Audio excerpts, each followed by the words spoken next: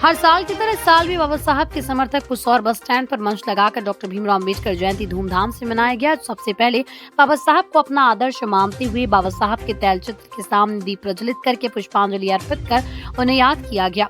इसके बाद मंच में बाबा साहब जैसे युग पुरुष के बारे में उपस्थित सभी सभासदों ने अपना अपना वक्तव्य पेश किया। भीमराव रामजी अम्बेडकर डॉक्टर बाबा साहब अम्बेडकर नाम से लोकप्रिय भारतीय बहुयज्ञ विधिवेत्ता, अर्थशास्त्री, राजनीतिज्ञ और समाज सुधारक थे। उन्होंने दलित बौद्ध आंदोलन को प्रेरित किया और अछूतों से सामाजिक भेदभाव के विरुद्ध अभियान चलाया था। श्रमिकों, किसानों और महिलाओं के अधिकारों का समर्थन भी किया।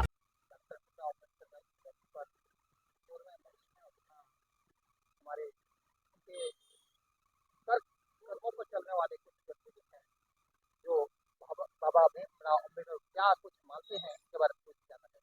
कहिए भीमराव अम्बेडकर के बारे में। मैं रविशंकर भारद्वाज पेशे से शिक्षक हूँ और बाबा साहब डॉक्टर अम्बेडकर का जन्म 1891 में हुआ। उस समय हमारे देश में अंग्रेजों का शासन विद्यमान था। समाज में उच्च नीच भेदभाव की व्यवस्था थी। उनके पिताजी एक सूबेदार थे, इसलिए उनको बड़ी मुश्किल से स्कूल में प्रवेश मिला, लेकिन वहाँ पर भेदभाव के शिकार होना पड़ता था। फिर भी उन्होंने अपने रुचि लगन के साथ अपनी ज्ञान पिपासा जारी रखा और आगे बढ़ते गए।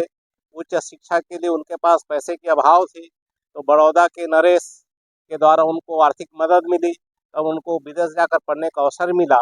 इसी बीच उनको पुनः वापस आकर उनकी सेवा करने का अवसर मिला अधिकारी के रूप में। वहाँ भी उनके साथ भेदभाव होता था, उसे बहुत दुखी और आहत हुए और उस विषमता को मिटाने के लिए उन्होंने संकल्प ले लिया। उसके बाद साहू जी महाराज ने उनकी शिक्षा की पूर्ति की। और वैसे भीमराव अम्बेडकर किसी परिचय के मोहताज नहीं। हर व्यक्ति जानता है कि संविधान बनाने में उनका महत्वपूर्ण योगदान रहा और उन नेताओं ने, उन कर्णधारों ने जिन्होंने स्वतंत्रता दिलाई थी, एक आदर्श राज्य की कल्पना की थी जो प्रभुत्व संपन्न हो, समाजवादी हो, लोकतंत्रात्मक हो और सबको समानता और स्वतंत्रता का अधिकार।